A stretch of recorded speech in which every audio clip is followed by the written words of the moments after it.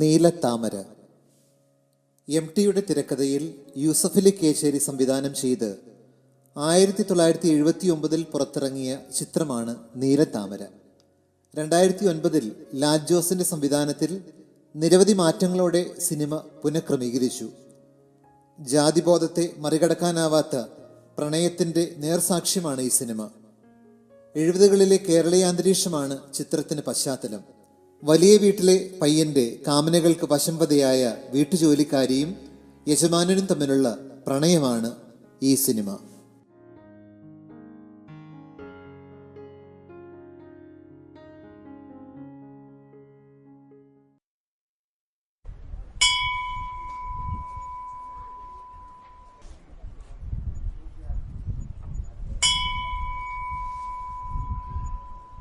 പ്രസാദം വേണോ? നമ്പൂതിരി എനിക്ക് കുറച്ച് ഏറെ ഇട്ടു. എന്തേ അകത്ത് കയറി തൊഴാഞ്ഞത്? പനിയുണ്ട്. കുട്ടിയെ ഇവിടെ മുമ്പ് കണ്ടിട്ടില്ലല്ലോ. ഞാൻ ഇന്നലെ വന്നതേ ഉള്ളൂ. കിഴക്കമ്പാട്ട്. അത് ശരി. കുട്ടിയാ ഇനി അവിടെ പാർക്കാൻ നിൽക്കണേ? കുറച്ച് നേരത്തെ വരായിരുന്നില്ലേ? ഇന്ന് രാവിലെ അമ്പലക്കുളത്തിൽ പൂ വിരിഞ്ഞു. ഇന്നലെ സന്ധ്യയ്ക്ക് തൃപ്പടിമേൽ ആരോ പണം വെച്ചിട്ടുണ്ടായിരുന്നു. പൂവ് ഇപ്പോഴും വിരിഞ്ഞിട്ടുണ്ടല്ലോ. അതെല്ലാം ഇവിടുത്തെ തേവരുടെ വിശേഷമാണ്. എന്തെങ്കിലും കാര്യസാധ്യത്തിന് പണം വെച്ചാൽ കാലത്ത് പൂ വിരിയും. നീലച്ച താമര ഒന്നേ വിരിയൂ. അതുപോലെ ലോകത്ത് വേറെ ഒരിടത്തുമില്ല. പരീക്ഷിക്കാൻ വെച്ചാലൊന്നും വിരിയില്ലാട്ടോ. എവിടെ നിന്നൊക്കെ ആളുകൾ വരുന്നുണ്ടെന്നറിയോ? വേറെ അമ്പലങ്ങളിൽ ശുദ്ധികലശം നടത്തണമെങ്കിൽ ഈ പൂ വേണം. നീല താമര മുമ്പ് കണ്ടിട്ടുണ്ടോ? എവിടെയാ വീട്? ഇവിടൊക്കെ തന്നെ. ഞാൻ ഷാരസ്യാർ. ആ ഹരിദാസൻ എന്നാ വരണേ? മാളുക്കുട്ടിയമ്മയുടെ മകൻ. അറിയില്ല. കുട്ടി നടന്നോളൂ, ഇനി എപ്പോഴും കാണാലോ.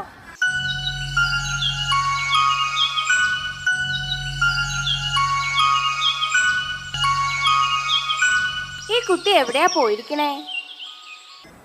ദാ വരണു അമ്മേ. എൻ്റെ മോൻ ഹരിദാസൻ വരാറായിരിക്കണു. വേഗം അവൻ്റെ മുറി പോയി അടിച്ചു വാരി വൃത്തിയാക്കിക്കോ. പരീക്ഷ കഴിഞ്ഞിരിക്കണു. എപ്പോഴാ കയറി വരാന്ന് അറിയില്ല. താക്കോൽ എവിടെയാ?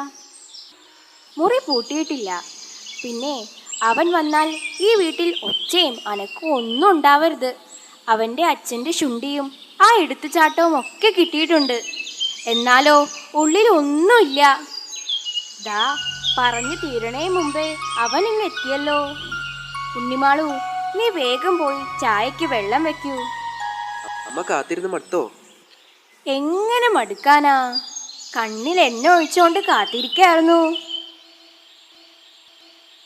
ഇതാ ചായ.